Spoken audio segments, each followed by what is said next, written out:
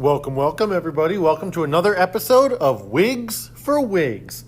I'm your host, Joe Cook, and today we are going to do something a little bit different on the podcast, which we'll see more of in future episodes, where I'm going to discuss a topic from history in detail, just on my own. I don't have any of my guests with me today, but this was originally the concept for this podcast, and then I wanted to keep it interesting. We've changed format over time. I bring in the guests. We discuss topics.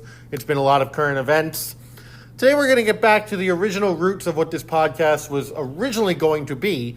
And I'm going to start talking about some of the topics of interest to me in American history to try to give a fuller understanding of American history to all of you out there in the audience. So what we're going to do today, because this podcast is Whigs for Whigs, we're going to pay tribute to the old Whig Party, which existed in the early to mid-19th century. And today I'm going to present a paper to all of you, actually, that is a successful paper I wrote. I presented it at a conference many years ago. It was my second ever conference paper presentation. And it's a paper titled, "Henry Clay is Dead, The End of Compromise in Antebellum America." Now, the subject of politics becoming more polarized, less congenial to the idea of compromise is one I think we can understand here in 2022. So it's a paper I've been thinking back to, and I'm going to take a little break here, but then I'll be back, and I'm going to tell you all about the death of the founder and perpetual leader of the Whig Party, the seemingly omnipresent in early U.S. history, Henry Clay. So stick around, and we'll be talking about Henry Clay when I return.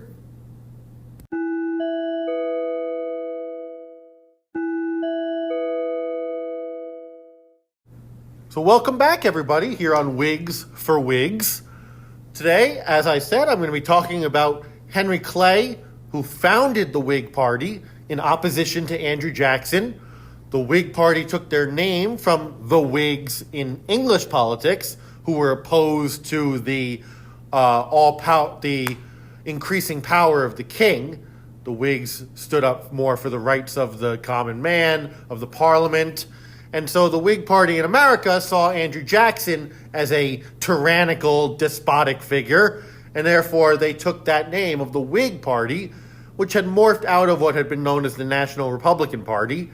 And they were led for many, many years, for almost their entire existence as a party, by Henry Clay of Kentucky.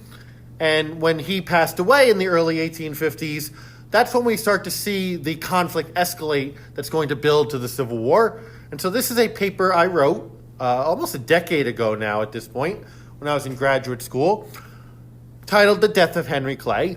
So strap in and get ready to hear all about the leader of the Whigs here on Whigs for Whigs.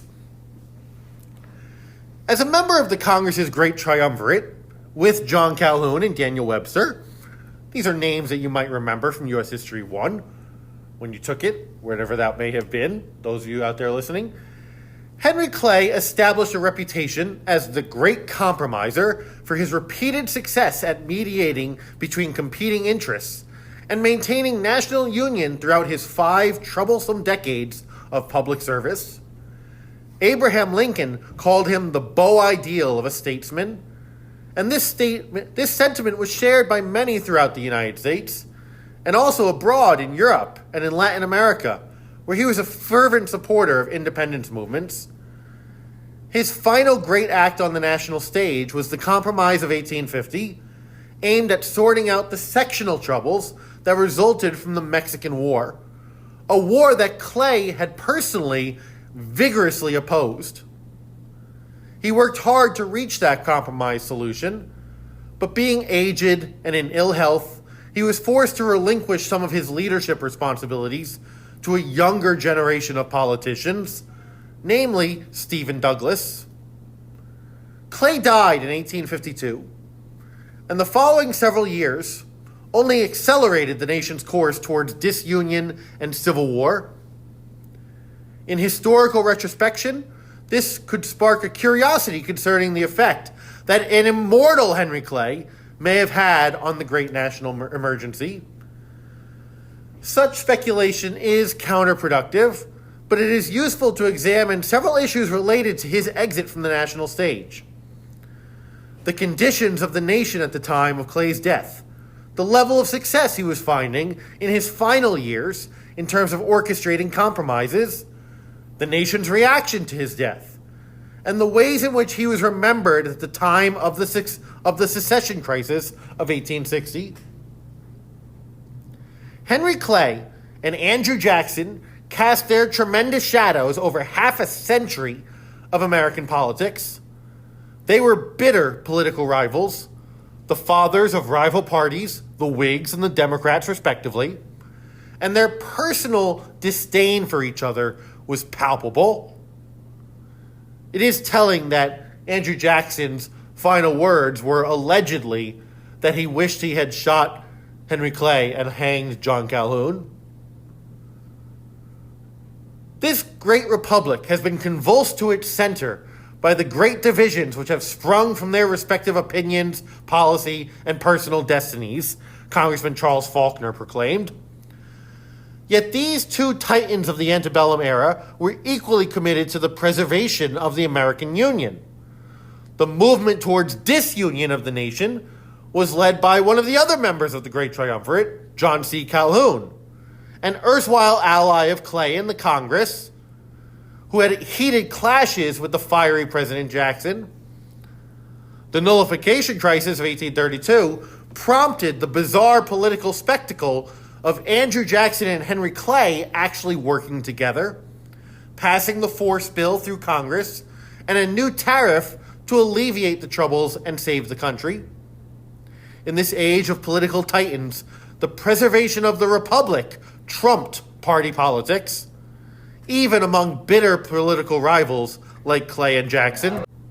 An illustrative event of this importance of national preservation occurred during the presidency of Jackson's protege, James K. Polk, who defeated Clay in the perennial presidential loser's bitterest electoral failure, which, by the way, Henry Clay lost in 1844 to James K. Polk. There is rampant evidence, like real evidence of voter fraud in the 1844 election. There really were counties in Louisiana, for example, parishes, I guess I should say, where more people voted than were registered to vote in those counties. So, recent people charging voter fraud in, let's say, 2020 or even 2016 when a certain person won and still claimed there was voter fraud against him, bullshit. But this was real voter fraud that led to Polk winning the 1844 election. But anyway, on February 4th, 1848, as Polk's presidency was coming towards its end, Clay paid a visit to Polk in the executive mansion. The president hadn't anticipated a courtesy call from the man who had raged against just about every political initiative of the Jackson-Polk party for 2 decades. They talked of each other's families, and they joked of supporting each other if either ran for president again. The touching episode, according to historian David Heidler, reflected an underlying reality of American politics. However intensely the battles are fought, and however copiously the animosities flow, all parties are expected to accept the political outcomes in good grace and refrain from the kinds of personal enmities that could undermine the delicate balance of democracy. Just reading this again, I'm reading this paper for the first time in years. I'm reminded of President Obama's eulogy for my hero, John McCain, where he talked about McCain coming to the White House, and even though they disagreed bitterly, and those disagreements didn't go away, they could talk with each other, they could laugh with each other, they could learn from each other, and they talked about each other's families and each other's dreams, and how much each of them loved the country. That's kind of what I picture here as I hear David Heidler, the historian, talk about this meeting between Polk and Clay. For two men who had worked for the improvement and the prestige of the American nation, divergent as their visions for the country may have been, The era they knew was clearly coming to an end. Mr. Polk's war, which Clay had vigorously opposed, was destined to exacerbate the sectional debates within the country and bring a new generation of leaders to the forefront. As historian Robert Merry wrote, these were the two surviving lions of the old politics, and of course, senior lions like to mingle with other senior lions. This was a slightly bizarre statement by Merry, because both Calhoun and triumvirate member Daniel Webster were still alive in 1848. However, Merry was correct in writing, quote, "The old era of politics was fading now, and these gentlemen of the old era were fading with it. Looking back on all the battles and battle scars of their political rivalry, they shared a commonality of nostalgia that can never be appreciated by the younger lions of either party vying for dominance of the nation." End quote. This next generation of lions, men like William Seward, Stephen Douglas, William Yancey, inherited the partisan animosity of the political predecessors, but without that national spirit and willingness to compromise. Seward, the New York leader of Free Soil Whigs, spoke of an irrepressible conflict between North and South, and, quote, admitted to plotting that slavery zealotry might goad Southern Democrats, and thus the slave power-dominated Democratic Party, to demand outrageously much for slavery. Then Whigs could whip up greater anti-Southern, and therefore anti-Democratic Party, hatreds in the North. Yancey became a leader of the Fire Eaters, pushing for secession if the slave power was ever threatened. Douglas became a doughface, a Northerner who always tried to give in to the South as much as possible in order to find that political middle ground, but ultimately only muddling himself in ambiguity and confusion. David M. Potter could not resist the urge to compare this cast of characters to a literary or stage drama. Webster was, quote, the kind of senator that Richard Wagner might have created at the height of his powers, end quote, and was Jove-like. Calhoun was, quote, the most majestic champion of error since Milton's Satan in Paradise Lost. And Clay, the old conciliator, who had already saved the Union twice, and now came out of retirement to save it once again before he died. These three were relics of a golden age, who still towered like giants above the creatures of a later time. Among those of the later time, there was an able supporting cast. There were Seward, John Bell, Stephen Douglas, Thomas Hart Benton, Lewis Cass, Jefferson Davis, Salmon Chase, who would have been stars on any other stage, according to Potter.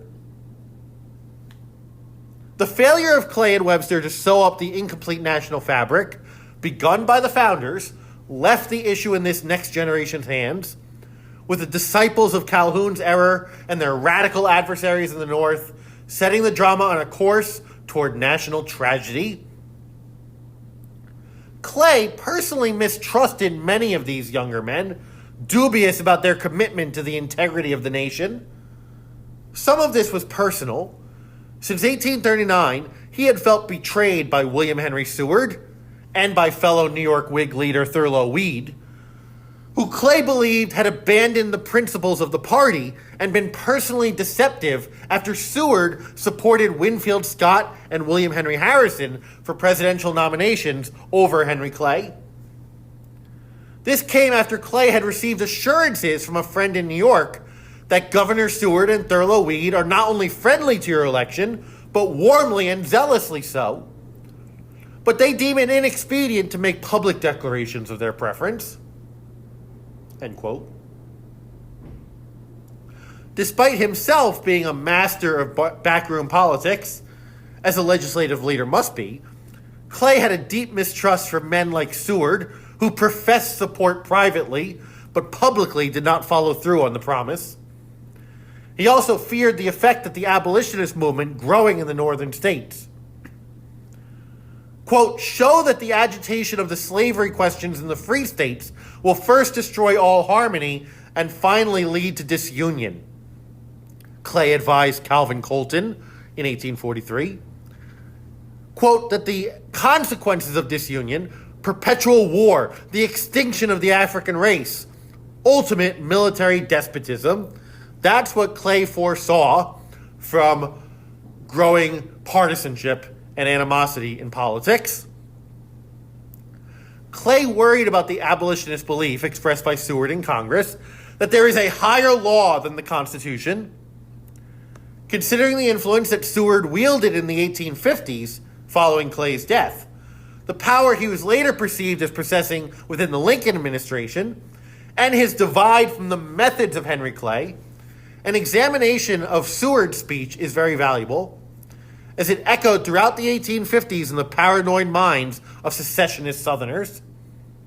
Seward, opposing Clay's final grand act on the national stage, the Compromise of 1850, proclaimed, quote, I am opposed to any such compromise in any and all forms, because while admitting the purity and the patriotism of all from whom it is my misfortune to differ, I think all legislative compromises radically wrong and essentially vicious, end quote. To Clay, this statement must have stung as strongly as Seward's perceived betrayal in the Whig Convention of 1839. The time of loyal opposition like that Clay embodied during the administration of President Polk was clearly fading into the past. The sections were dividing along a deepening chasm. Webster spoke 4 days before Mr. Seward, delivering his most famous speech, in which he spoke not as a Massachusetts man, nor as a Northern man, but as an American and a member of the Senate of the United States.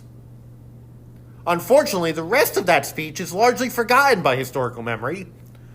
Webster, echoing Clay, promoted the power and compromising ability of Congress, saying, quote, it is fortunate that there is a Senate of the United States, a body not yet moved from its propriety, and a body to which the country looks with confidence for wise, moderate, patriotic, and healing counsels in the midst of strong agitations.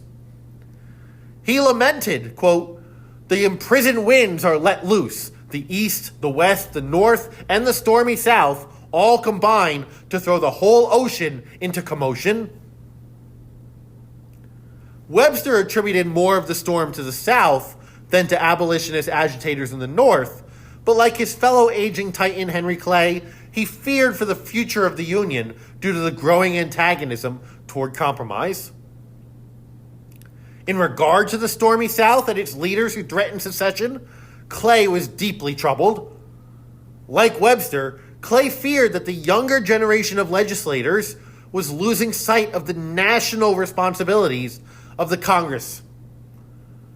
Quote, I am not surprised at your mortification by having imputed to you the epithet of old politician, he wrote to fellow Whig Nathan Sargent.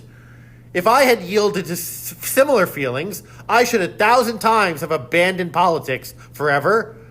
But we must recollect that it is our country that we have to serve, and that it is our duty to serve it, although we are treated unjustly, end quote. This liberal sense of American nationalism was being crushed by the sectional and ethnic concerns of the 1850s, though. Again, are you hearing echoes here in 2022? History doesn't repeat itself, but it very often rhymes, as Mark Twain allegedly said. Such fiery elements were already growing in numbers, power, and influence by the time Webster and Clay exited the national stage. To Clay and his Kentucky ally, John Crittenden, both sides were guilty of driving the nation towards disunion and war. Clay and Crittenden were quick to deplore abolitionists and Republican free soilers alike as dangerous to domestic peace, and equally critical of Southern fire eaters. As far as the two aged Kentucky statesmen were concerned, the antagonistic efforts of the two sides ignored the fact that California and the other territories would likely not be settled for decades. and thus were making a present evil out of an apprehension of a future that may never occur. Both proponents of gradual compensated emancipation, these two border state leaders deplored the enthusiasm of the younger generation. Their own vision, which inspired the young Whig Abraham Lincoln, had the three main features: gradual, compensation, and the vote of the people, all of which abolitionists abhorred. Lincoln, the Clay disciple, referred to abolitionists as fiends and stated, "I can express all my views on the slavery question by quotations from Henry Clay." To those who ultimately formed the conservative wing of the Republican Party after the collapse of the Whigs, Henry Clay continued to be an idol in his Unionist and gradualist ideologies. Accordingly, Lincoln once proclaimed, quote, "If there be any man in the Republican Party who is impatient of the constitutional obligations bound around it, he is misplaced and ought to find a place somewhere else." End quote. Extremes were the enemy to Clay and his ilk, because they closed the minds of men to the value of compromise for the sake of the nation.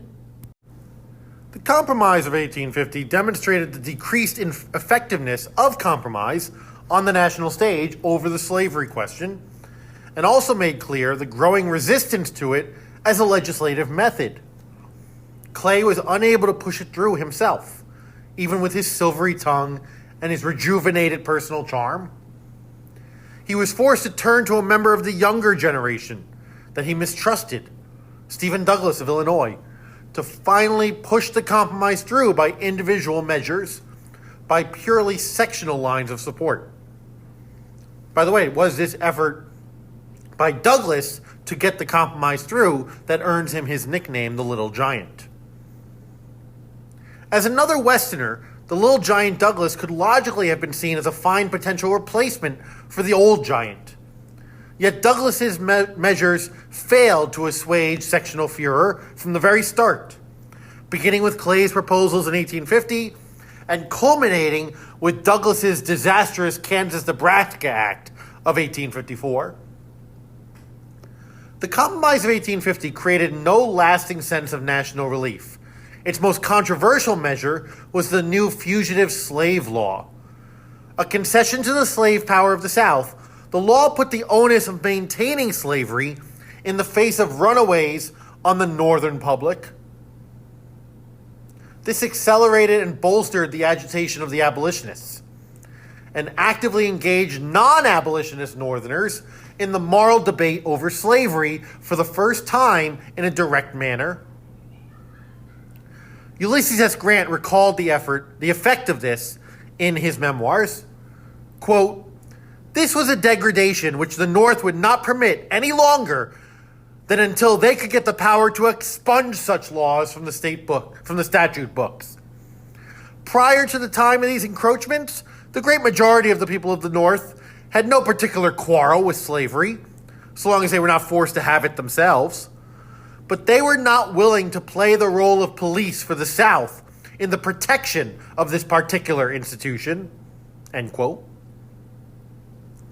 Clay seemed to believe that the Northern public would perform their civic duty in his broad sense of nationalism, recognizing the threat to the Republic and the Union. But the Fugitive Slave Act did as much to drive a wedge between the sections as any issue. It confirmed the wickedness of Henry Clay in the minds of abolitionists, who had railed against Clay for decades as one of the leaders of the American Colonization Society. William Lloyd Garrison's The Liberator abolitionist newspaper waged a decades-long campaign against the Colonization Society, celebrating that, quote, 10 times the number of slaves colonized themselves in Canada every year, at a much less expense than is incurred by the Colonization Society, end quote. Of course, referring to slaves self-colonizing themselves in Canada refers to the Underground Railroad, the end goal of which was Canada and freedom. In opposition to the Fugitive Slave Act, the Liberator condemned the tyranny of a heartless and God-defying government and urged the protection, employment, and provision for the fugitive slave population. The epitome of that heartless government was that contemptible compromiser, Henry Clay. The Liberator ultimately did not waste much ink on eulogizing the man who held the Union together by surrendering elements of their philosophy to the South. However, other abolition newspapers, notably Horace Greeley's New York Daily Tribune, painted adoring tributes and portraits of the great departed statesman when Clay passed away. Mr. Clay was an aspirant, but a noble one, the paper stated, in the midst of a full page of coverage.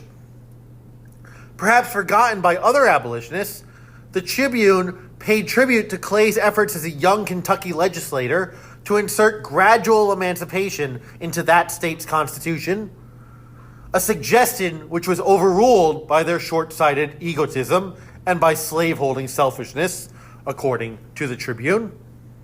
By the way, I own a copy of that day's Tribune. It's one of my most valuable possessions, is an original copy of the New York Tribune from the day that Clay died in June of 1852. When Clay passed from the world at the end of June in 1852, the news was shockingly placed as secondary in many papers due to the near simultaneous nominations of Franklin Pierce and Winfield Scott for the presidency. Pierce's administration eventually was marked by the utter failure of Douglas's efforts to fill the shoes of the great compromiser, stumbling for political middle ground by taking the question out of Congress's hands and placing it entirely in the hands of the people through the policy of popular sovereignty. But the Whigs' nomination of Winfield Scott at the same moment that their aged standard-bearer was departing the world led many to assess the future of the party. The National Era of Washington, D.C. expressed hope for the abolitionist cause, while a superficial observer would see in the multitudinous assemblages who hurrah for Pierce or Scott the ruin of the anti-slavery cause, the National Era said. Those who look deeper into things perceive a deeper, powerful, and gigantic sentiment against slavery pervading the country. End quote. Again, the Tribune was a strong exception to this trend, committing only a short paragraph to announce that General Scott's letter accepting the Whig nomination for president will be found in our columns, as any allusion to the points that we especially approve therein would probably cause hostility on the parts of others. We will simply say that as a whole, we like it. Then, in a sarcastic shot at Clay and any others who criticized the activism of the anti-slavery press, the short paragraph concluded, there can't be any treason in that statement. Others saw no subtlety in the nomination of Scott, who was well known to be supported by Seward, which would very likely have met with the disapproval of Clay due to Seward's opposition to national compromise. One element of Scott's letter of acceptance, though, would have satisfied Mr. Clay. Convinced that harmony or goodwill between the different quarters of our broad country is essential to the present and future interests of the Republic, and with a devotion to those interests that can know no north and no south, I shall neither countenance nor tolerate any sedition, disorder, faction, or resistance to the laws or to the Union. The Democratic Brooklyn Eagle reported on Clay's death saying, "Every heart seems to feel that a great man has gone from among us." But on the same page, it also traced the deceitfulness of William Henry Seward and mocked Scott's acceptance letter as another hasty plate of soup production, which refers back to something Scott had done when he was a general and said he didn't have time to say something, so he just put some thoughts together quickly. The Covington Journal of Kentucky, meanwhile, expressed the belief that Mr. Seward, it seems, wouldn't accept the cabinet appointment from President Scott, and most certainly he couldn't get it if he would. There was great anxiety among the Democratic press and a moderate Whig press concerning the influence that Seward would have in a Scott presidency, something that would have alarmed Clay. The Fayetteville Observer, a Democratic paper in Tennessee, foretold that the nomination of General Scott, supported by Seward, would serve to denationalize the Whig Party and to select a sectional nominee. It then warned readers, Mr. Seward, when General Scott is nominated, will be inaugurated emphatically into the position of ruler and controller of the Whig Party. Hitting a theme that would echo in the South among fire eaters, it reminded all that the William H. Seward spoken of is the identical originator and propagator of the higher law doctrine, which is so justly condemned and despised by every lover of the country. Connecting the issue of Seward's influence to the late statesman, the paper then explained, as soon as the compromise measures passed, all the papers under Mr. Seward's control raised up the name of General Scott as their candidate for president, set upon, quote, abolitionizing the Whig Party, end quote, by elevating Seward as Scott's unspoken puppet master. Clay's Whig Party was indeed doomed to division and collapse. Many Whig papers and eulogizers, though, ignored the troubled state and uncertain future of the party and produced flowery tributes to their fallen leader, whose policies were soon to be discarded as the party shifted and ultimately evaporated. The New York Times published a number of these tributes, ranging from the report of an English judgment of Henry Clay, which proclaimed him, quote, among the first class of American worthies to be regretted by the world, end quote, to the various eulogies coming from all over the country, including by Clay's former vice presidential nominee, Theodore Frelinghuysen of New Jersey. According to the Times, quote, the heavy blow long suspended has fallen at last. Henry Clay, the renowned and the peerless, has gone to his rest, end quote. In its full-page tribute, the Times reported that Clay was simply too great to be president. Clay's death was mourned by all throughout the nation, with the exception of some radical abolitionists and extreme Southern fire eaters. Quote, from every quarter of the Union, the Times said, from all parties and from all classes. One of the most intriguing pieces of coverage the Times provided concerning Clay's death was in printing of Seward's remarks on the Senate floor on the matter. Seward obliquely criticized Clay in the undertones of his florid praise, mentioning that, quote, history will confirm that conservatism was the interest of the nation and the responsibility of its rulers during the time in which he flourished, end quote. Of course, by stressing that this was the importance and the interest of the country at the time that Clay was flourishing suggests that those were things of the past. Seward proceeded to encourage others who knew Clay longer to speak in his place. Finally, he declined to discuss Clay's legislative achievements at any length, but instead mentioned his belief that, quote, his personal qualities may be discussed without apprehension, end quote. William Henry Seward was leading the Whig Party in a new direction, and he was not going to use his time on the floor praising the old methods and the old giant. Some Whigs would not let the legacy of Henry Clay die, even while the party changed and collapsed. Frelinghuysen elaborated on all the areas of life in which Henry Clay was a great man, and then turned to his reputation. It has been sometimes said that Mr. Clay was not popular.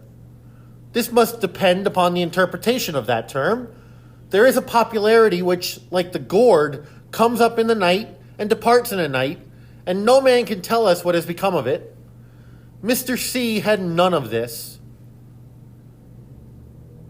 And there is a popularity that grows on the more healthfully because of trials. This popularity has another element. It lives beyond the grave. The sepulcher cannot impair the securities of a good name, end quote. According to the New Jersey Whig, Clay would be dearly missed by the nation in any time of trouble. Out west, an idolizer of Clay delivered Illinois' official eulogy for the fallen Whig leader. Unabashedly, Abraham Lincoln extolled Clay's personal traits and his professional accomplishments and efforts. Quote, alas, who can realize that Henry Clay is dead? Who can realize that never again that majestic form shall rise in the council chambers of his country to beat back the storms of anarchy which may threaten? Then, reflecting on Clay's sense of liberal nationalism, Lincoln continued, Henry Clay belonged to his country, to the world. Mere party cannot claim men like him. His career has been national. His fame has filled the earth. His memory will endure to the last syllable of recorded time. Alas, Henry Clay is dead. End quote. When the great national chasm came, with South Carolina seceding from the Union in December of 1860, it was natural to turn thoughts back to the compromising efforts of Henry Clay. His former Kentucky colleague, John Crittenden, failed in the role of compromiser during the secession crisis. And by the way, nobody's family represented the divisions of the Civil War better than Crittenden's, who had one son serve as a Union general, his son Thomas Crittenden, who played an important part in the Western armies of the United States at Chickamauga and elsewhere, and his other son, George Crittenden, who became a Confederate general. But anyway, getting back to it, Lincoln was president, still keeping the words and example of Henry Clay in his mind. William Seward, who had opposed Clay's methods, ironically stood as Lincoln's right-hand man. The Central Campaign Club of New York held a reception that drew attention due to the fact that, quote, it is remarkable that there should have been but 2 receptions until tonight in this room. One was to Daniel Webster, the other to Henry Clay, and a third is now to Abraham Lincoln. Meanwhile, Seward toured the North, where some compared it with the receptions that Whigs used to give to Henry Clay in his tours through the northern states. Quote, there is one difference to be remembered in considering the significance of these ovations to the great statesman, the New York Times said. There was no striking contrast in Mr. Clay's case. It was never unpopular to honor him. Mr. Seward personally would have likely disagreed with this New York Times report, which continued, it was never unpopular and almost a disgrace to be a Clay man, but how recent the time when to be a Seward man required the highest moral courage. For decades, one of these 2 great statesmen guided the Whig Party toward compromise as a loose national organization. But for the past decade leading up to this point, the other had bolted the Whigs for a new party after helping to damage the national nature of the Whig Party. Most importantly in this moment of crisis, the new Republican leaders, Lincoln and Seward, former Whigs with drastically different opinions of Henry Clay, could take inspiration for the coming struggle from Clay's unionism. Seward's early commitment to forcing the seceded states back into the Union was lukewarm at best, but Lincoln was resolute. Writing of secession back in the 1840s, Henry Clay had proclaimed, for my own part, I utterly deny the existence of any such right of a state, and I think an attempt to exercise it ought to be resisted to the last extremity, for it is in fact a question of union or no union. The New York Times proclaimed that Clay would personally be, quote, for lopping off the hydra head of secession by the strong arm of the offended law. His stance was recounted as follows. There could be but one possible answer. The power, the authority, and the dignity of the government ought to be maintained and resistance put down at every hazard. My belief is that if it should be applied to South Carolina in the event of her secession, she should be speedily reduced to obedience, and that the Union, instead of being weakened, would acquire additional strength. This was Lincoln's position in the secession crisis of 1860, that swift and stern action against the seceded states would restore the Union, and that all efforts should be exhausted for that cause. Taking inspiration from Clay's speeches concerning the Compromise of 1850, Lincoln's inaugural address alluded to the national mystic chords of memory and the better angels of our nature. critically important in this strategy of preserving the integrity of the nation. The New York Times said, Kentucky, which holds the ashes of Henry Clay, stands by the Union. Henry Clay may have been dead, but as Frelinghuysen and Lincoln had predicted in their eulogies, his guidance was missed and still sought, and his shadow was felt in the great national disaster. I hope you've enjoyed this look back at Henry Clay, the founder of the Whig Party, and this story of the collapse of the Whig Party and its legacy leading into the days of Abraham Lincoln. I am reachable, as always, here at the podcast at Whigs for Whigs. That is WIGSFORWHIGS at gmail.com. Let me know your thoughts about Henry Clay, about how sick you were of learning about him in U.S. History 1, because I'm sure you were. There's a joke among U.S. history teachers that, in life, Jesus is always the answer, but in U.S. History 1, it's always Henry Clay. So thank you for listening. I hope you've enjoyed. Reach out and tell me your questions, your comments, and I'll see you again soon for another episode of Whigs for Whigs. Take care, everybody.